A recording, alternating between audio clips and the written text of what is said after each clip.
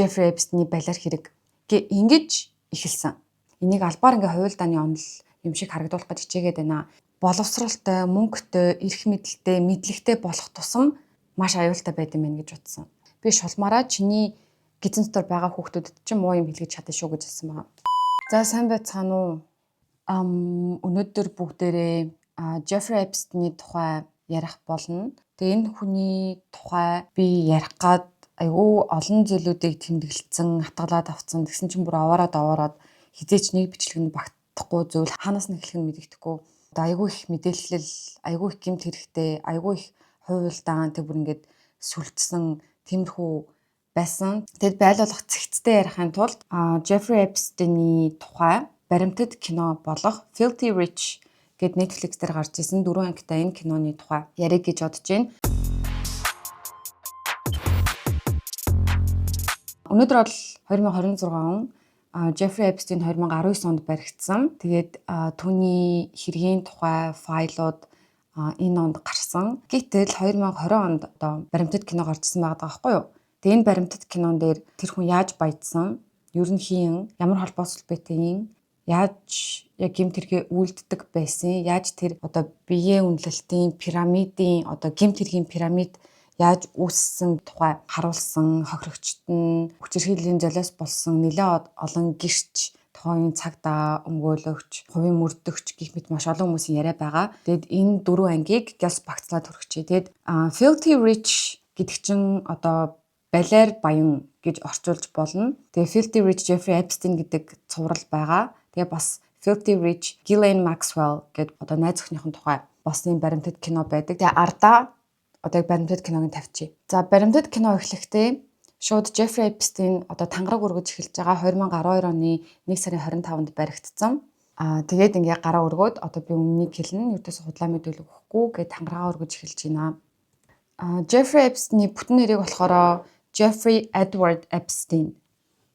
За тэгээ мөрдөгч нь ингэж сууж байна. Яг ийм гэмт хэрэг хийгээд тэр нь батлагдчихсан тохиолдол байгаа юу гэхэд Jeffrey Epstein тийм ээ гэж байна.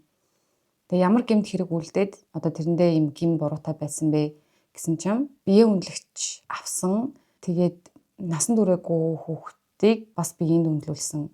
Тэгээ яг энэ гэмт хэрэгүүдийг үйлдсэн чинь үнэн юм уу гэж асуухад Jeffrey Epstein ингэж хариулж байгаа байхгүй юу? Би үндсэн хуулийн 5 дугаар нэмэлт өөрчлөлтөөр хамгаалагдсан эрхээ эдэлмээр байна гэж байгаа байхгүй юу? Тэгээ энэ нь ямар эрх вэ гэхлээр өөрийнхөө эсрэг мэдүүлэг өгөхгүй байх, өөрийнхөө эсрэг гэрчлэхгүй байх гэдэг эрх. Тэгээ энэ эрхээ эдлээд мөрдөгчийн асуултанд хариулсангүй. Тэгээд мөрдөгч нь гинэ хуульчин хэдэн удаа насан туршаагүй хүүхдийг биеийн үнэлүүлж ирсэн бэ гэж хэлэхэд Jeffrey Epstein бас яг адилхан би 5 дугаар эрхээ эдлэе гэж хэлдэг. Хуульчин ингээд яг тэр асуултаа лавшруулж асуугаад байгаа байхгүй юу? За яг одоо Флоридад Virgin Island-д гэд байршлын. Тэгээ яг энэ байршил дээр хэдэн удаа насан туршаагүй хүүхдийг биеийн үнэлүүлж ирсэн. Энэ байршил дээр, энэ байршил дээр гэд тэр тоолонд нь Jeffrey Epstein адилхан хариулт өгч байна. Би өөрийнхөө эсрэг гэрчлэхгүй гэдэг. За Jeffrey Epstein-ний хэрэг ер нь бол одоо бидний мэдхээр гэх юм уу бидэнд ил болгосон мэдээллээр одоо ганцхан саяны дэлгэсэн файлуудаар биш ер нь одоо мэдээний сайтууд, хохирогчдын гомдол, өргөлөө нотлох баримтууд гих мэдчлэн зүйлээс яг 1994 оноос хамгийн анх эхэлж исэн бэлээ. Одоо л гинт ингээл хүмүүс мэдээл гэмт хэрэг нийл болоод байгаа юм ердөөсөө биш. Бүр аль дээр үеэс хойш ер нь ингээ хохирогчд хүчндүүлжсэн хүмүүс одоо маш олон эмэгтэйчүүд нь ингээд цагдаад өргөдөл өгжсэн FBI холбооны мөрдөх товчоо гэдэг үлээ. Тэнд бас ингээд өргөдөл өгжсэн, гомдол гаргаж исэн, сэтгүүлд ингээд мэдээ өгжсэн. Тэр болгоно ингээд дарагдаад яваад иддэг гэсэн. Тэгээ маш олон жилийн тэмцлийн эцэст одоо ингээд ил болоод байгаа байхгүй юу. Тэгээ яг хүмүүс бодохдоо одоо юу гэдэг ямар нэгэн хэргийг нуух гад одоо энэ файлуудыг албаар ил болгож байна. За Jeffrey Epstein ганцаараа мэдээж энэ гэмт хэрэгүүдийг үлдээгүй. Jeffrey Epstein-ээр одоо энэ хэрэгүүдийг ингээд хаах гэж байна. Одоо энэ хэрэг ингээд дууссан юм шиг болох гээд байна. Энд хүний тиймэрхүү одоо нэг юм хувилдааны онол байгаад байгаа байхгүй юу? Тэгтэл нөгөө талаас болохоор энийг албаар ингээд хувилдааны онол юм шиг харагдуулах гэж хичээгээд байна.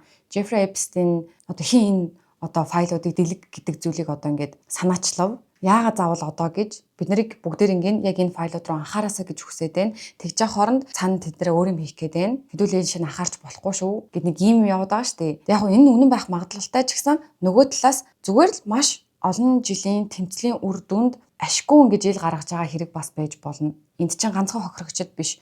Үнэхээр шудраг үнэний төлөө тэмцсэн цагдаа, хуульч, өмгөөлөгч, сэтгүүлч гэд маш олон хүмүүс байгаа. Хэрвээ энэ одоо юг үзэх юм бол тэгэд миний зүгээс болохоор одоо яг ингээд олон жилийн тэмцлийн үр дүнд одоо ингээд ил болж байгаа гэж би итгэхийг хүсэж байгаа байхгүй юу. Түүнээс шиг ингээд үнэхээр тэгээ одоо ингээд цацж байгаа нь хүртэл цаагаараа бас нэг өөр юм далд хувил тантай гэж бол итгэхийг хүсэхгүй байна. За тэгээ 2003 онд Vicky Ward гэд сэтгүүлч байгаа. Vanity Fair-д ажилладаг байсан.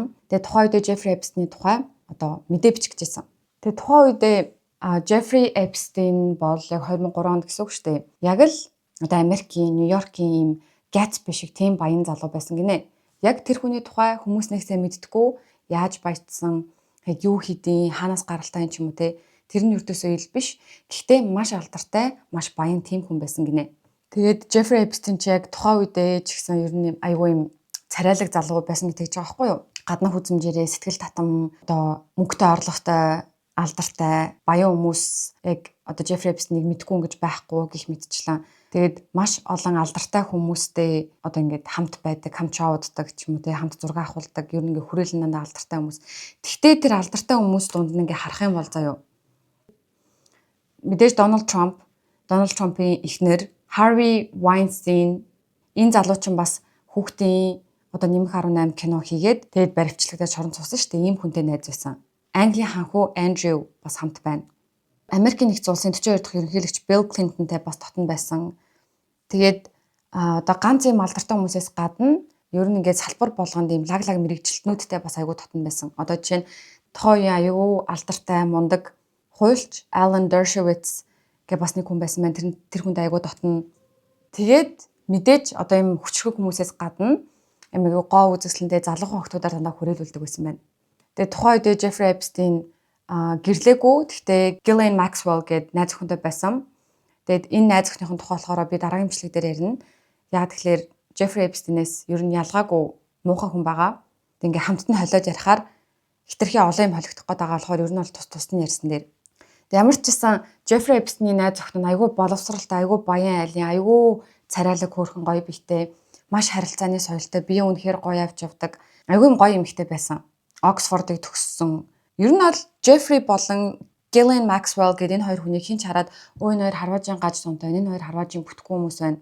Одоо Харвардын юм соёлгүй те балиар ийм юм хийхэр хүмүүс ингэж харахгүй. Тэгээ энэ дээр яг миний нэг бодсон юм. Хүн баян байлаа гэд хүн лаг сургууль төгссөн байлаа гэд тэ арг гэрэн лаг мундаг тэ бизнестэй тийм хүмүүс байлаа гэд тэр хүн мундаг хүндлэх ёстой хүн гэсэн үг биш ээ. Ганц тэргээр нь болж тэр хүнийг ваа гэж тэгж өрдөөсө болохгүй. Ер нь бол яг энийг одоо үзээд энэ хэргийн тухай мэдэх тусам суурин нэм гангацсан сэтгэл зүйн асуудалтай, гаж донтой, ийм одоо буруу хүмүүжлтэй, буруу сэдэлтэй тийм хүмүүс боловсралтай, мөнгөтэй, эрх мэдэлтэй, мэдлэгтэй болох тусам маш аюултай байд юм байна гэж утсан.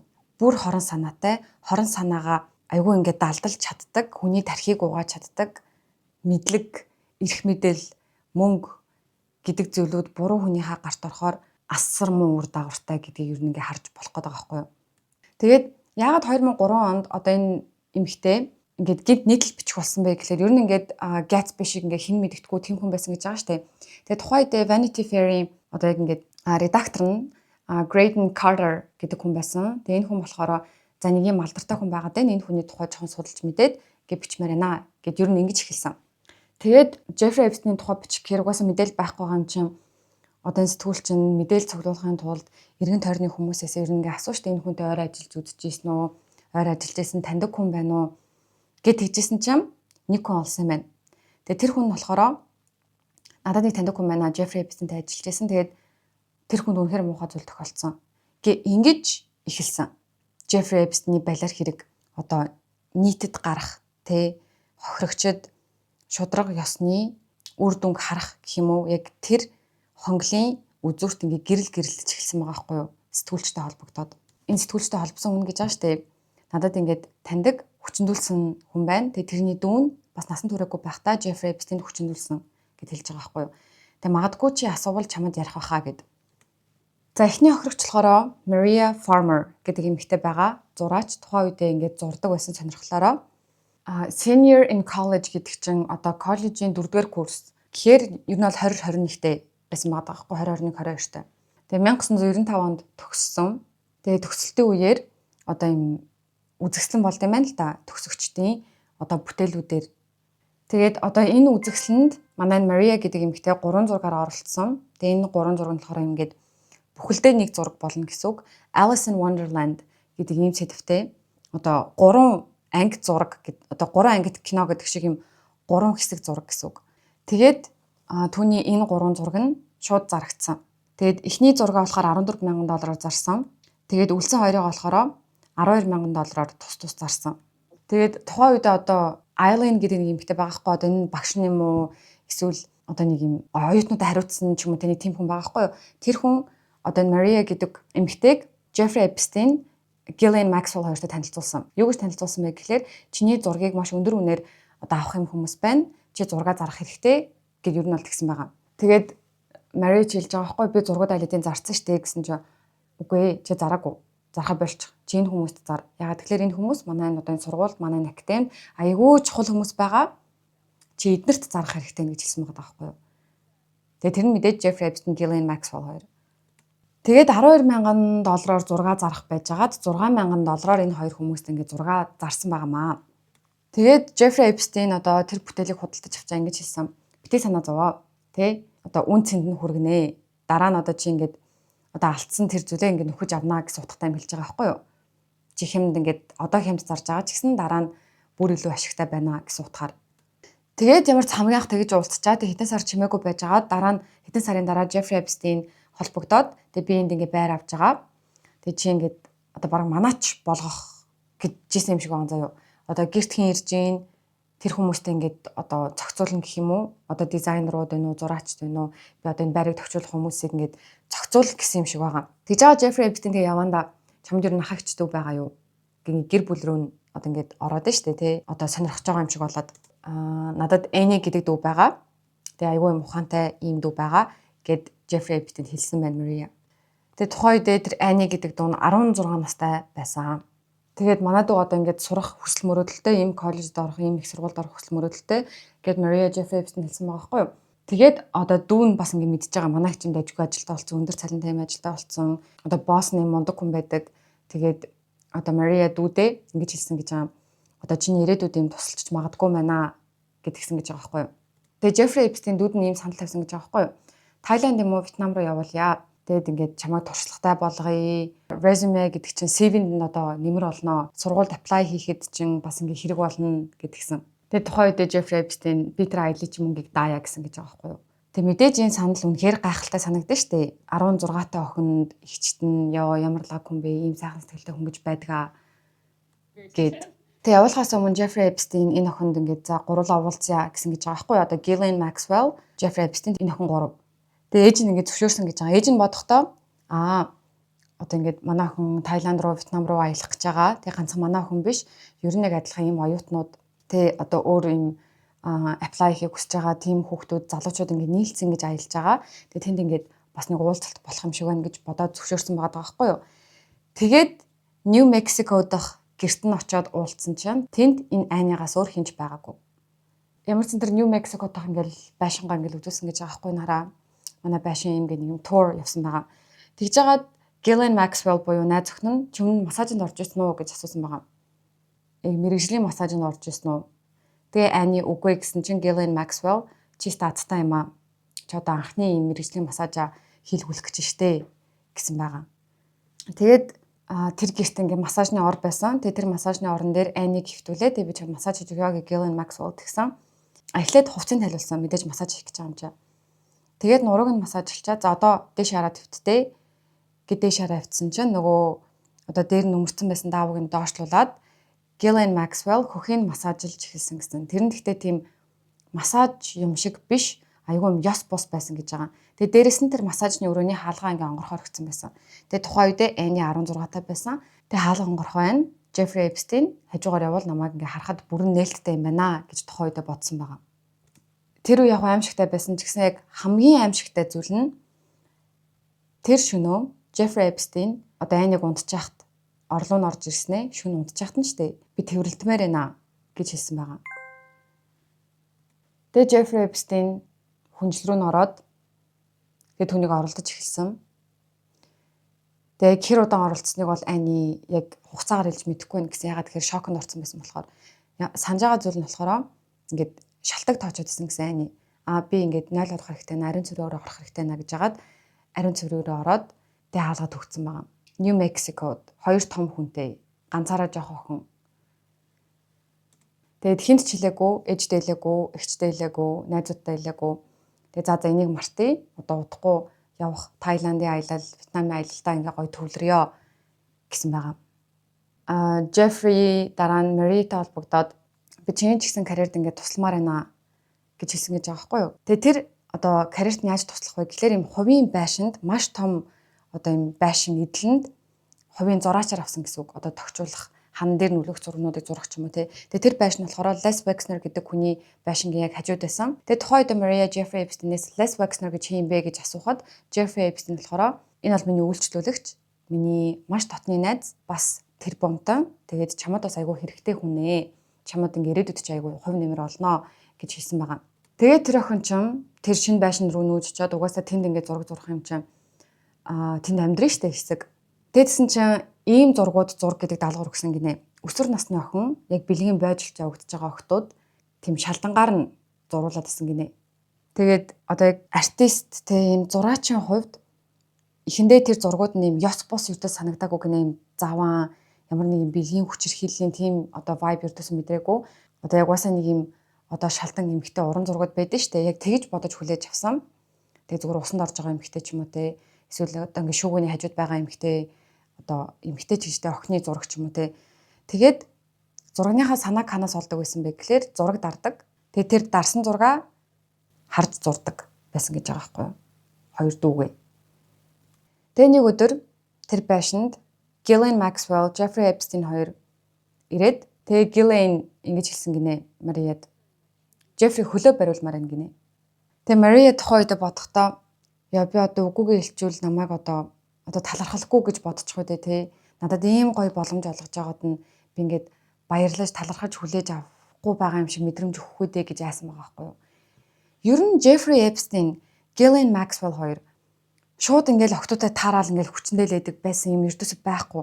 Тархийг угаагаад аюум сайхан сэтгэлтэй хүмүүс юм шиг те гэр бүлийнхэн тухай ингээл яриа өрнүүлээл яаж ийж хүсэл мөрөөдөл чи юу вэ гэл нэг юм сайхан сэтгэлтэй хүмүүсийн дүр зургийг ингээ үүсгээд тархи угаалж явагдаад тэгээ үнэхээр ингээд одоо юм тусламжийг үзүүлээд тэгээ тэрнийхээ ардаас үгүй гэж хэлж чадахгүй нөхцөл байдалд оруулаад тэгээ дараа нь ингэж их мэдлээ ашигладаг, оролддог.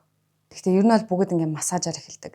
Тэгээ энэ охин ч гэсэн надад ийм гоё боломж олгож явахад талархахгүй байна гэж бодчих үү дээ гэж юм хэлж чадаагүй байгаа байхгүй юу. Энийг бүр ингээ ботцсон тэр хоёр байлаар юм. Тэгээд нэг хэсэг хөлийн ингээ массажлж жагаад тэгээ Jeffrey Epstein л наашаа ол гэдгийгсэн байна л да. Тэгээд хажууд нь ингээ суугаад тэгсэн чинь Ghislaine Maxwell бас хажууд нь суугаад тэгээ тэр хоёр Мариягийн хөхийг нь оролцсон гэнэ ингээ юу ч болоогүй юм шиг зүгээр ингээд хоёр талаас нь одоо энийг Мария өөрөө үзүүлж штэ. Тэгээд энэ ердөөсөө зөв зүйл биш байна. Энэ айгу буруу байна. Надад таалагдахгүй нэг гэж уг нь ботсон гэж байгаа байхгүй юу. Тэгээд Мария өөрөө ирэхгүй ингээд уйлсан гэж байгаа байхгүй юу. Гэхдээ ингээд царайны хувирлахгүй зүгээр ингээд нүлэмсэн урссан гэж байгаа. Тэгсэн чинь Ghislaine Maxwell зүгээрээ бүх юм сайхан болно. Битээ яа гэд ингээд гар марыг ингээд тайвшруулсан гэж байгаа байхгүй юу. Угаасаа хүчин гэхээрээ л шууд ингээд зодоол те багалзуурдаал яад ингээд ам хамрын дараал тийм юм бас биш байгаа байхгүй юу. Тэг ингээд тайвшруулаад ахаар ийм юм үдж байгаагүй жоохон эмхтэй, жоохон охтууд бол ингээд энэ бас буруу зүйл биш ч юм уу гэдэг юм тархи угаалтанд орох гээд байгаа байхгүй юу. Намайг тайвшруулж гин ингээд миний гарыг ингэж гин гэд тэгж гин над руу орилж чарлахгүй байна гэд. Тэг ямар ч гэсэн Мария босоод өрөөлөг ороод тэг өрөөгөө түгжээд өрөөнийхөө одоо хаалган дээр ингээд тавилга тавиад онгойлгохгүйгээд тэгээ Ghislaine Jeffrey хоёр өглөө нь буцаад явсан гэж байгаа байхгүй тэр байшингаас. Тэгээд өрөөнөөсөө гараад маргааш нь миний ерөн зурсан зургууд байна уу гэж шалгасан гэж байгаа байхгүй юу. Миний дүүнрийн зургийг аваа явуулсан биш үстэй гэсэн чинь 3 зураг байхгүй болсон байсан гэсэн. Дүүнрийнх нь одоо шалдан зургнууд. Тэгээ айгүй санаа зовоод Мария Ани гэдэг дүүргөө залгасан байгаа байхгүй нөгөө нэг Таиланд, Вьетнам аялуулна гэдэг дүүргөө. Тэгээ Мария шүү дүүгээ тулгаж асуусан байгаа байхгүй юу. Чамд ямар нэгэн муухай юм тохиолдсон уу? Чамд ямар нэгэн муухай зүйл хийсэн биш үстэй гэд. Тэгсэн чинь Ани намайг эвгүй болгох зүйл бол болсон. Гэхдээ би нэг одоо ердөөсөө ярмааргүй байна. Тэгээ Мария хоёлаа дахиж энэ хүмүүстэй ердөөсөө холбоотой байх шаардлагагүй. чамааг ийм зүйлд одоо хутгасан дуучлаарай. Одоо дахиж ийм зүйл болохгүй гэж тайвшруулсан байгаа байхгүй юу. Тэгээд тухайн үедээ Ани одоо тийм зургнууд алга болцсныг мэдээд айгүй айсан гэсэн, айгүй зааван санагдсан гэж байгаа. Тэр хүн одоо миний болон миний 12 дахь дүүгийн зургуудаар яах гэж байгаа юм бол гэд айгүй санаа зовсон байгаа даа. Одоо том дүү нь 16-тай, жоохон дүү нь 12-тай. Тэр 16, 12-тай дүүнэрийнх нь ийм одоо шалтан зургууд байгаад байна шүү дээ. Тэгээ одоо хүртэл тэр зургуудаараа юу ийсэн, ямар зорилготой авсан гэдгийг ингээ одоо мэдэхгүй байгаад байгаа байхгүй юу. Тэгээ тэр зургуудаар одоо өөрийнхөө бэлгийн дургуслыг хангадаг байсан ч юм уу гэж бодох нь л одоо энэ Аниг уйлуулад байгаа байхгүй одоо энэ баримтат кинон дээр. Тэгээд Jeffrey Epstein Marie руу залгсан байгаа нь тэгж одоо оролцсныхоо дараа тэгээд ингээ юу ч болоогүй юм шиг өнгөрсөн шөнө гоё байсан шүү, хөвчлөлтэйсэн шүү гэд тэгсэн чинь ингээ Marie хэлсэн байгаа байхгүй надад бол хөвчлөлтэй байгаагүй гэд тэгсэн чинь Jeffrey Epstein за чи юу хүсэж байгаа хэрэг мөнгө авмаар байгаа гэсэн ийм харилцаараа болсон гэж байгаа.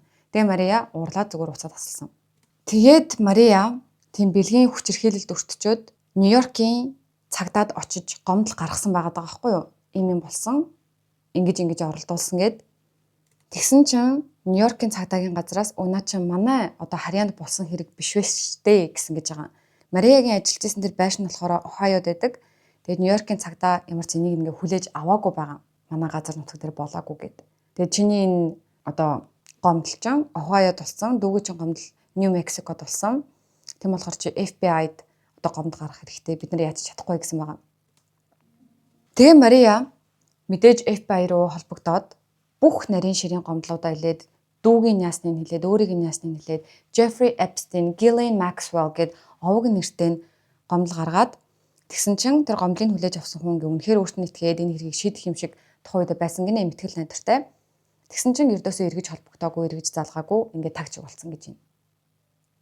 За тэгээ одоо нөгөө Vicky гэдэг сэтгүүлч рүүгээ буцаад очие. Энэ бүхэн 1995 онд анх танилцаад 1996 онд хүчин болцсон байгаа шүү дээ. Тэгээд 1996 онд FBI-д хүртэл мэдэгдээд хахад ингээд тагчиг болцсон. Тэгээ 2003 онд гэхээр 7 жилийн дараа Vicky ийм одоо хохирогч нар байна гэдэг ийм одоо сэжүүр олоод тэр хүмүүстэй холбогдоод ярих гэхээр тэр Maria, Annie хоёр мэдээж итгэхгүй ханаарахгүй те бүр FBI-д хэлчихэд хахад хүртэл ингээд тагчиг байна. Энэ хүмүүс ийм их мэдлэлтэй, ийм амар хүчтэй хүмүүс юм байна гэ айцсан. Тэгээ Vicky-д бас ингээд юмнуудаа сайн дэлгэж ярьж чадахгүй байсан гинэ айснаас болоод. Тэгээд 7 жил энэ хоёрыг хинж тоогоогүй. Тэгээд одоо шууд мэдээний сайтанд сэтгүүлчид ийм яриа өгчүүл энэ том их мэдлэлтэй хүн битэрийг яаж ч юм бэлээ. Битэр яаж ч өрсөлдөө дийлэхгүй штэ гэдэг айцтай байгаа.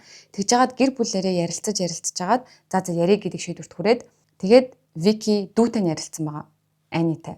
Тэгээд мэдээний сайтн дээр мэдээ бичиж байгаа бол ийм юм байдаг юм шиг байгаа. Хин нэгний тухай бичиж байгаа бол те ямар нэгэн А гэдэг этгээд Б гэдэг этгээд оролцсон тийм зүйл бичиж байгаа бол А гэдэг этгээд буюу одоо манай Annie, Maria гэдэг энэ тал байгаа шүү дээ. А тал гэж ярих юм байна.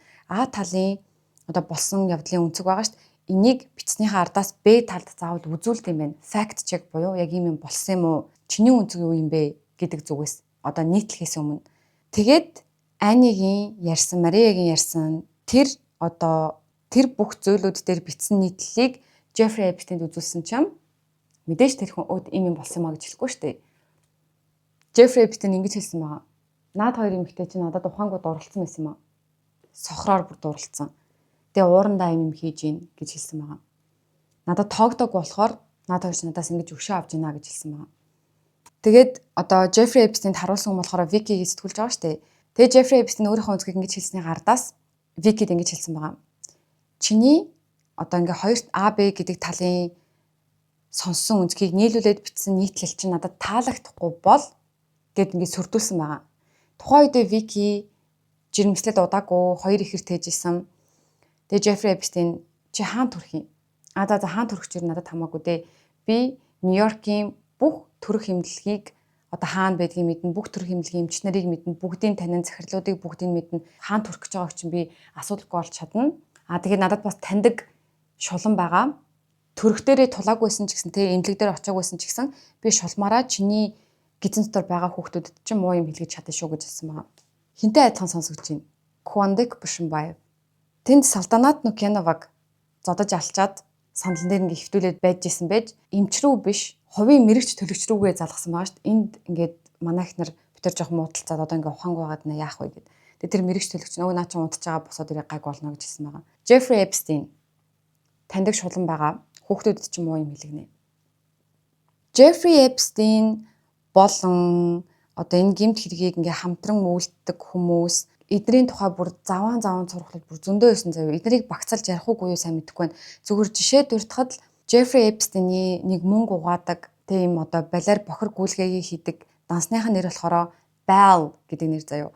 Bell гэдэг нь Библиэл дээр гардаг нэг юм одоо чөтгөр гэж байгаа. Тэгээ тэр чөтгөр нь болохоор ингээ хүүхдээр одоо өргөл өргөдөг тийм зан үйл үлддэг юм чөтгөр байгаа. Тэгээ Jeffrey Epstein хүүхдүүдээр ингэж өргөл үлддэг. Дөнгөж төрсэн хүүхдүүд, тэ асрамжийн газар байгаа хүүхдүүд, эсвэл ингээд одоо орлогогүй, амьдралын түвшин доогуур тийм эцэг эхчүүд дөнгөж нэлэх хүүхдтэй болонгоо төрснөө бүртгэд хэлэхээс өмнө хүүхдийг булааж аваад, хүүхдийг худалдаж аваад ч юм уу тэ ингээ өргөлөө барьдаг. Тэнгүүд ингээд ямар ч юм аллага, хүн алга боллоо гэсэн байдгүй мэдгүй тийм бүр зөндөө байгаад байгаа байхгүй юу. Тэгээ уусаа юм калтанд байдаг, эдгээр юм муу шашинд итгэдэг, хүүхэд идэх, хүүхдээр өргөл барих гэдэг зүйл байдаг. Beef jerky, cream cheese гэдэг үгнүүд нь юм код хүүхдийн амтыг хэлж байгаа ингээд. Тэгээд Викид шулан молом гэж ярьж байгаа. Тэгэхээр би бол одоо яг энэ буруу шашин, яг юм калтанд итгэцэн, орцсон, тэрийгэ зөв гэж боддог, буруу шашны зан үлийн мүүлддэг, өргөл барьдаг гэдэг юмнууд надад баг ингээ үнэн болох гэдэг юм шиг болоод байгаа сте. Тэгээд одоо редактор гэдэг нэг залуу байсан штэ. Тэр залуун дараа нь Викидээ ярьсан байгаа байхгүй юу? Тэгсэн чинь ингэсэн миний гэрийн гадаа муурны тасцсан толгой байна. Одоо манай хашаанд би ингээ үнэхээр айж гин гэд ингээ сүрдүүлэгдсэн байгаа байхгүй тэгэж ярьсан байгаа Викидээ. Тэгэд тэр тасцсан муурны толгойноос гадна яг хаалганы юу гэдэг вүлээ? Нөө бүдэрдэг гарц бишээ. За яг хаалганы яг одоо энэ хэсэг дээр нь бууны сум олсон байгаа байхгүй юу? Тэгэд ингээд яг одоо сүрдүүлэг гэж ингээ хүлээж авч байгаа. Тэгээд яг эцсийн нийтлэгдэх сонин дээр сэтгүүл дээр нийтлэгдэх хувилбар дээр октын түүхийг бүр ингээ аваад хайцсан шүү гэж хэлсэн байгаа байхгүй юу. Тэгээд Вики яагаад октод ингээ маш их зориг гаргаж өөртөөхөө түүхийг хуваалцаж яхад гэсэн чинь нөгөө Graydon гэдэг залуу нөгөө сүрдүүлгэнд орсон залуу би Jeffrey Epstein-д итгэж байна.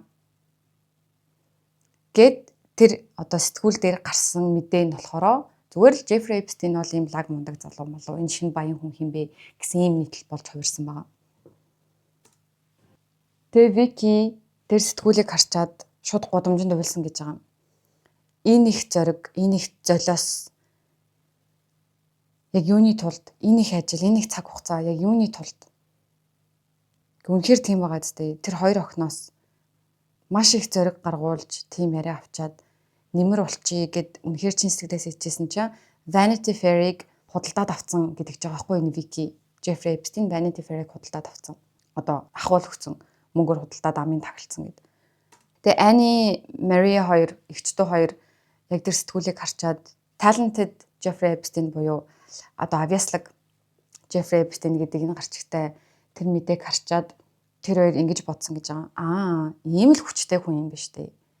Бүхэл бүтэн ингээд сэтгүүлийг чимэг болгож чадчихээн. За үнэхээр хүчтэй л байсан юм байна гэд бүр айсан байгаа байхгүй юу. За ингээд 1990 онд Jeffrey Epstein Флоридагийн Palm Beach гэдэг газар одоо том эдлэн газар авсан байгаа юм одоо байшин тий. Хэдэн давхар хаус ингээл басантай тийм газар авсан байгаа. Jeffrey Epstein бол баян айлын хүү биш байсан. Нэг юм шинэ баян хүн байсан. Одоо шинэ баячууд гэж ярьдаа шүү дээ. Тийм шинэ баян хүн байсан. Тийм болохоор тэр хүн яг яаж баяцсан мэдэгдэдэггүй. Ямар ч сан чамд хангалттай мөнгө байвал чи баячуудын хүрээлэл рүү айгүй амархан орчдгоо гэж байгаа байхгүй юу. Тэгээ Palm Beach гэдэг газар нь ер нь бол айгүй юм баячуудын газар гэж байгаа байхгүй юу. Ер нь бол баг арал, баячуудын арал.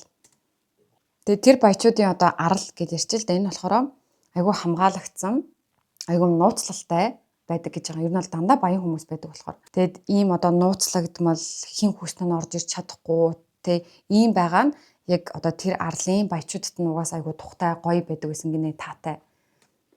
James Patterson гэдэг юм зохиолч байгаа. Тэгээ тухайн үедээ яг Palm Beach-т Jeffrey Epstein одоо байшин худалдаж авсан байгаа шүү дээ. Яг хуршууд байсан гинэ.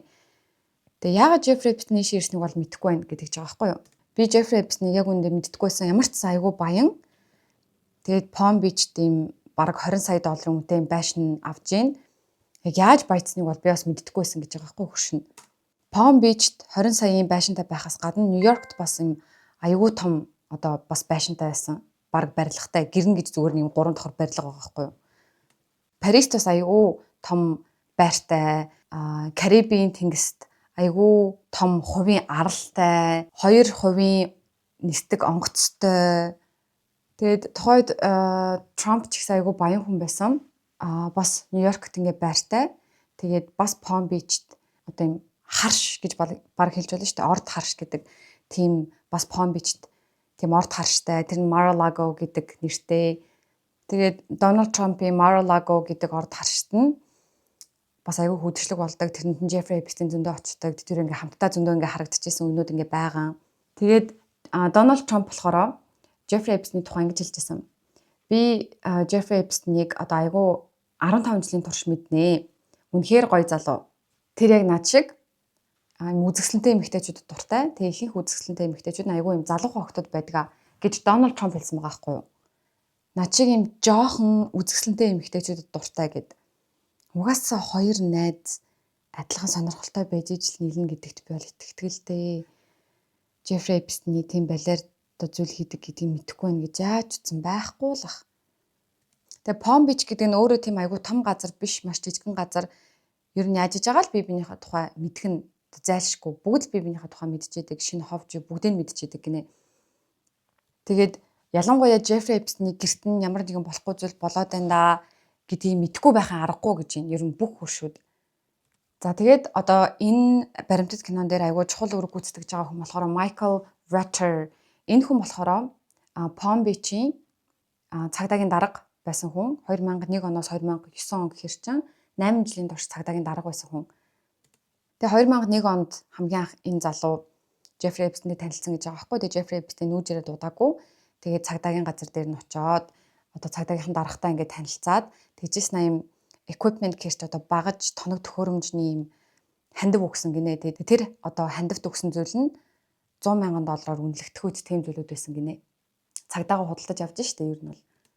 Тэгээ тухайн үед энэ цагдаагийн дарга нь бодохдоо айгүй баян тэгээд айгүй нууцлагдмал юм баян хүн байна даа л гэж утсан гэж байгаа. Тэгээ тухайн үед ердөөсөө за чимээгүй байгаараа гэж ердөөсөө тийм ахуул өгж байгаа юм шиг одоо хандив өгөөгүй зүгээр л ингээл ойр зургийн юм ярьчаад тэгээ хандив өгсөн байгаа. Тэгэд ингэж хандив өгсөний 2 жилийн дараа буюу 2003 онд хөршүүдээс нь гомдол ирсэн байгаа. Тэр цагдаагийн газар. Ямар гомдол вэ гэхлээр маш олон насан туршаагүй охтууд эднийх рүү ингээ орж гараад байна гэд. Тэг мэдээж тухайн цагдаагийн газарт байсан одоо ажилчид цагдаа нар цагдаагийн дарга нь энэ бол айгүй с ิจ гтэй одоо зүйл байна гэд одоо судалж эхэлсэн байгаа. Тэгээд за тэр одоо наашаа цаашаа орж гарч байгаа охтуудаас нь очиод мэдүүлэг авъя гэд. Тэгээд нэг 3-4 охтоноос мэдүүлэг авахад тэд нар бүгдээрээ насанд хүрсэн буюу 18 хүрсэн байсан охтууд байсан гинэ. Тэгээд тэд нар хэлэхдээ бид нар зүгээр офис ажил хийх юм аа гэж хэлсэн байгаа. Тэгээд тухайн үед цагдаа нар за насанд хүрсэн хүмүүс юм чинь цаашаа одоо ингэж мөрдөөд авах, шинжилээд авах шаардлага байхгүй мэн гэж орхисон байгаа.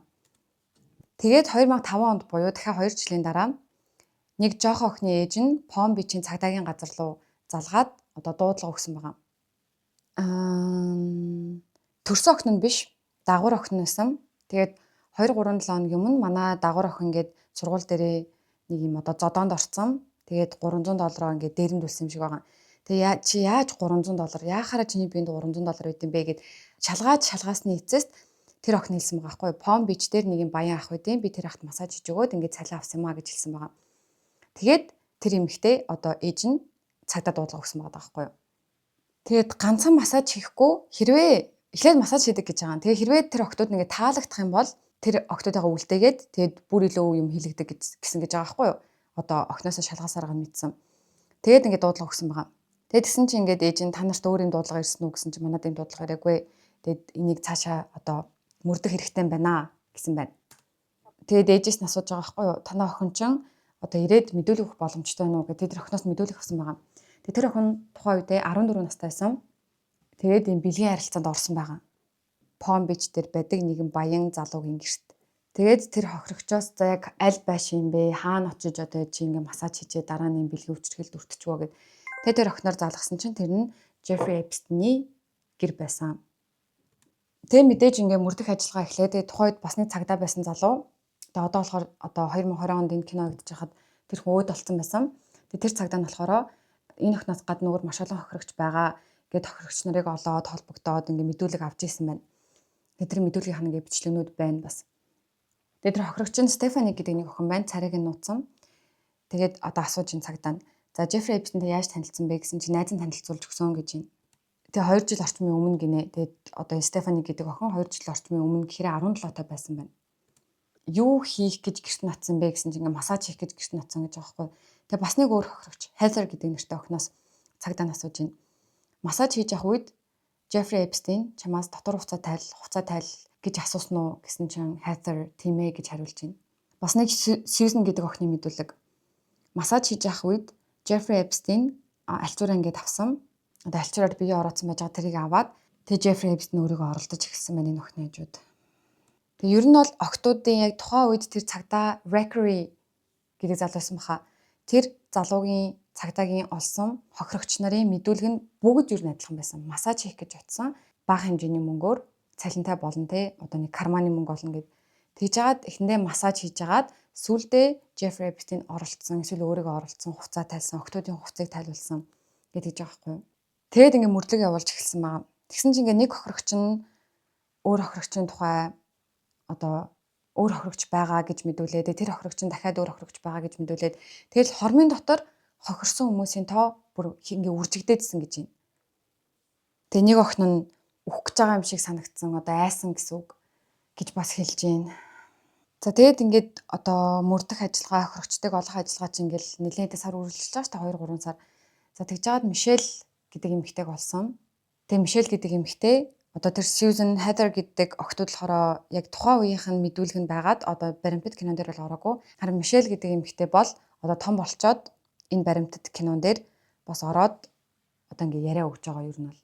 Тэгээ Мишель гэдэг эмэгтэйгийн амьдрал Жеффри Эпстейнтэй уулзахаас өмнө айгүй энгийн байсан. Аав ээжээсээ долуулаа. Гэр бүл нэм гоё харилцаатай. Хичээлдээ айгүй сайн. Тэгээ айгүй амьдралын идэвхтэй, хөгжөөнд дэмжигч, одоо сургуулийнхаа хөгжөөнд дэмжигч байсан. Айгүй бол найзуудтай байсан. Тийм охин байсан байна.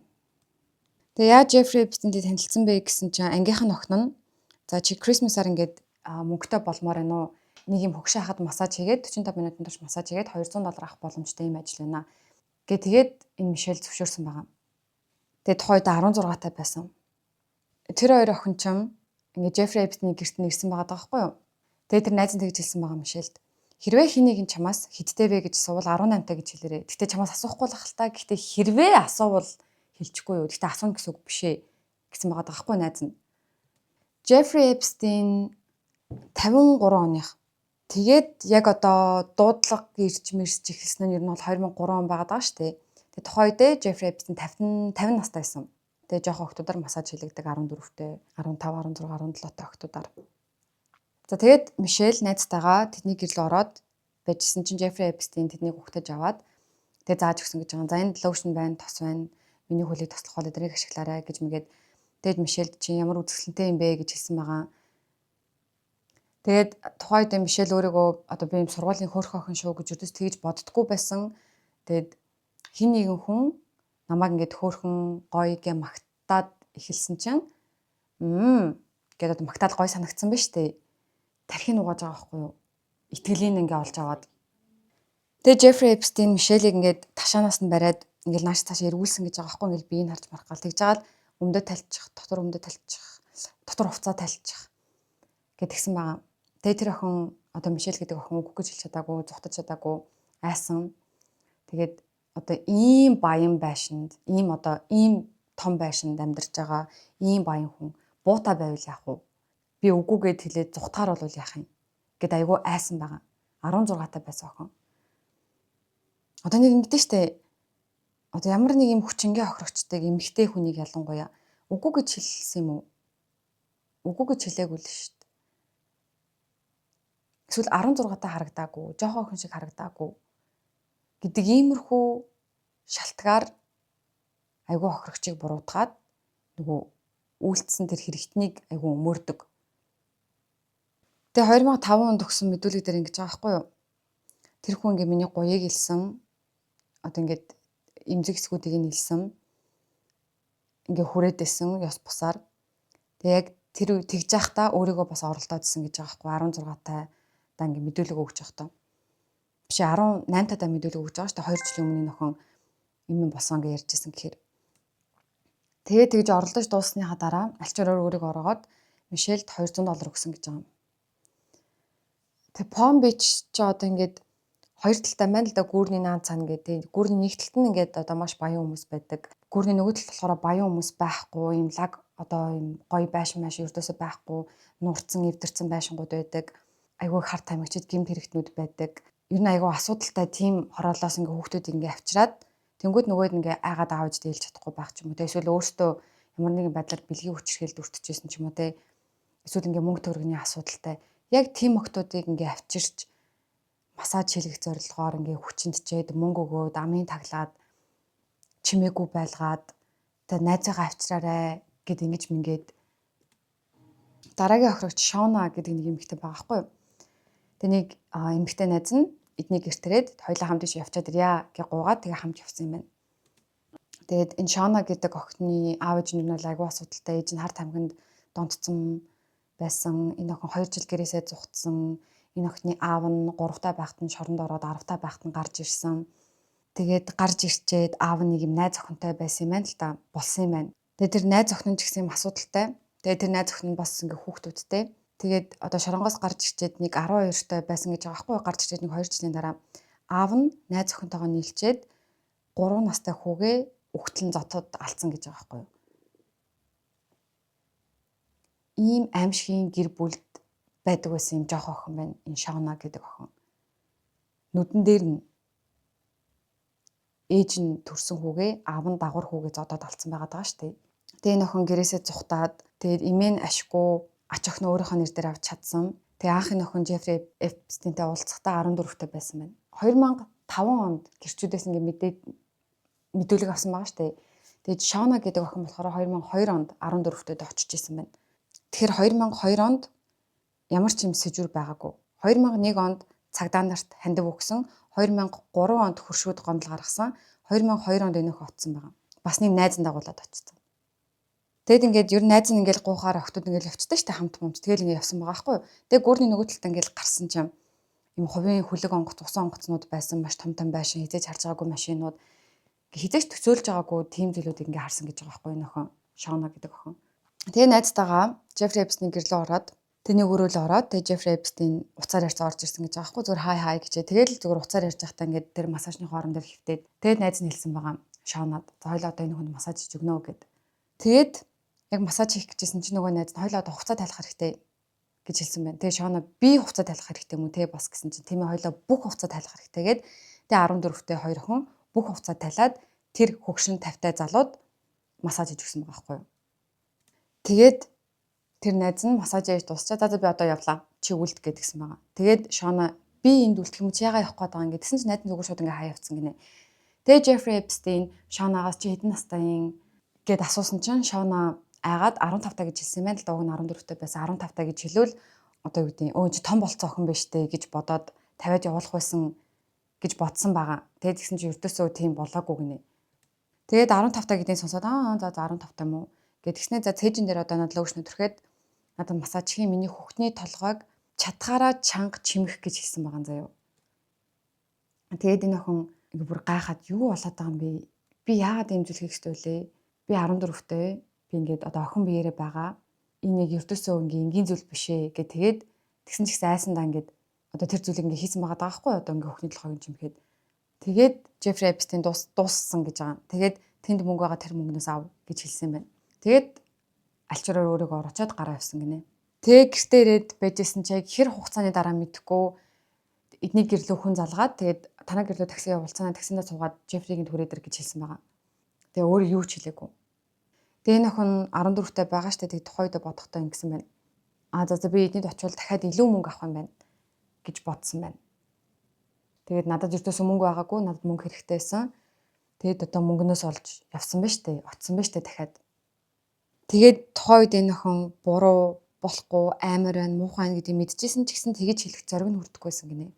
Төрсөн аав нь те охиноо хамгаалах хэвээр эр хүн гэдэг чинь юм байдیں۔ Гэдгийг харуулах хэвээр хүн нүдэн дээр нь 3 настай хүүхдийг зодоод алчиж байгаа юм чинь яаж боли болохгүй муухай гэж хэлж чадах вэ. Хоёрдугаарт мөнгө байхгүйгаас болоод энэ охин Жеффри Эпстейн дээр 3-4 жил очсон байгаа байхгүй юу?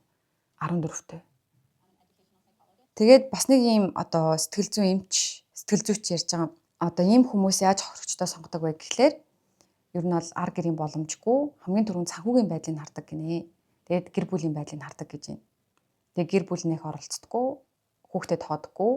Хоёрдугаарт мөнгөний ямарч боломжгүй тийм хүмүүсийг сонгож хохирогчоо болгодог. Эсвэл аль хэдийн ийм хүнд хүчндүүлж үзэжсэн тийм сэтгэл зүйн одоо травматай хүмүүсийг сонгодог, хүүхдүүдийг сонгодог. Тэгээд тэр дутагдаад байгаа зүйлийг нөгөөд тэгээд үргэлжлүүлж ингээд одоо иргэшээлтэд байлгаад иддэг. 50 настай ийм баян нарциссист хүн ертөнцийг одоо яг тийм нүдээр хардаг те мөнгө бараг олддоггүй зүйл хүчин гэдэг чинь одоо юу гэдэг нь мэдгүй ингээд ийм төсөөлөл байгаа шүү дээ. Яг ингээд одоо ертөнцийг эвдэрхийн нүдээр хардаг. Яг тийм хүүхдүүдийг олохдоо бүр ингээд гарамгай байдаг гинэ. Тэгээ яаж нэг биш ингээд удаан хугацааны турш тэр хүүхдийг тэр хохирогчийг үргэлжлүүлж одоо дарамтлаад байхаа айгуу сайн мэддэг гэж байна. Тэгээд 2005 онд хохирогч нарыг олоод ингээд мэдүүлэг авах гэхээр маш олон хохирогчид яриа өгөхгүй үгүй мэдүүлэг өгөхгүй гэдэг татгалзсан гинэ. Яг тэгэхээр ийм баян хүн, ийм их мэдлэлтэй, ийм хүчрхэг хүн айж ийн гэд татгалзсан гэж байгаа. Тийм болохоор за тэгвэл Жеффри Эпстейндээ ажиллаж байсан хүмүүсээс мэдүүлэг аваад үзье л да гэд явсан юм байна л да ууг нь. За тэгээ нэг хүнтэй холбогдсон байгаа. Тэгсэн чинь би өрдөөсөө энэ зүйлд орооцолтмооргүй байна. Жеффри Эпстейн намайг шүүхт өгчүүл яахын намайг ер нь энэ хэрэгээс хол байлга гэд татгалзсан байгаа. Тэгээ бас нэг өөр хүнээс асуусан чинь Жеффри Эпстейнд маш олон ийм хувийн массаж хийдэг хүмүүс байдаг. Өглөө өдөр оройн гэдэг ийм хуваартай. Тэгээ ийм хаалттай алганы цаана юу болдгийг сайн мэдэхгүй байна. Миний мэдих зүйл бол ердөө энэ гэж хэлж байна. Тэгээд одоо ингээ бүр аргаа бараад хогийн савын нухт юм байна л да. Тэдсэн чинь нэг ийм захиа болсон гинэ. Тэгэд нэг хохирогч руугаа сургууль руу цэцэг явуулсан байна бас. За тэгээ нөгөө хөрш байсан залуу нь хэлж байгаа байхгүй юу? За нөгөө гүрний нөгөө талд хэдэн мянган сурагчид хүүхдүүд байдаг. Тэгээд ер нь бол Жеффри Эпстейний хувьд яг ийм одоо ангийн талбай болцсон газар гэж хэлж байна. Дараа нь Хилли гэдэг нэг хохирогч байна. Гүүрний нөгөө талд сурдаг байсан. Тэгээ Жеффри Эпстейнтэй анх уулзах үед 16 таа байсан. Тэгээ энэ охин Жеффри Эпстейнтэй уулзахаас өмнө бас хүчингийн хохирогч болж ирсэн байна.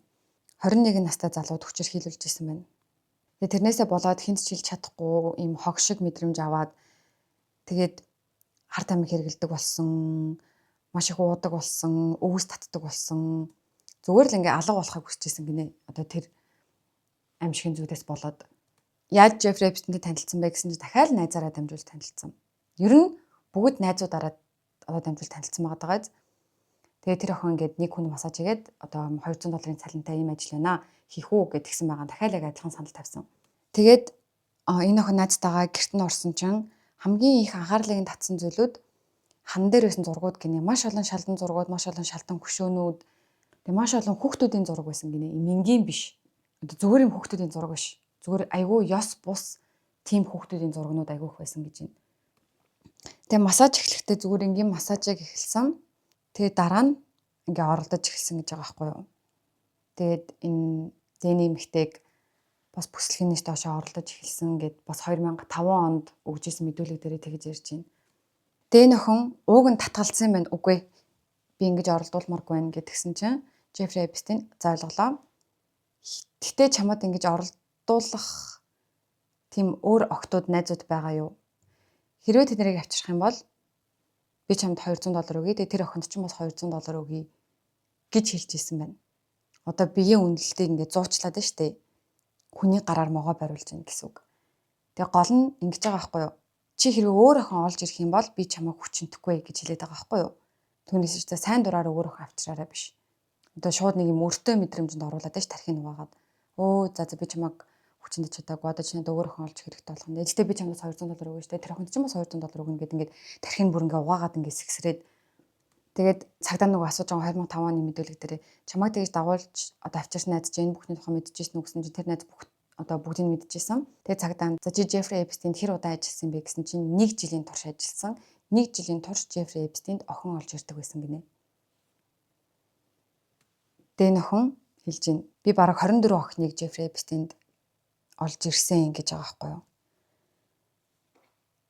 Тэгээ олж ирсэн охтуудын чинь хэн нь насанд хүрээгүй байсан бэ? Хэн нь 18-аас доош настай байсан бэ гэсэн чинь бүгд 18-аас доош настай байсан гинэ.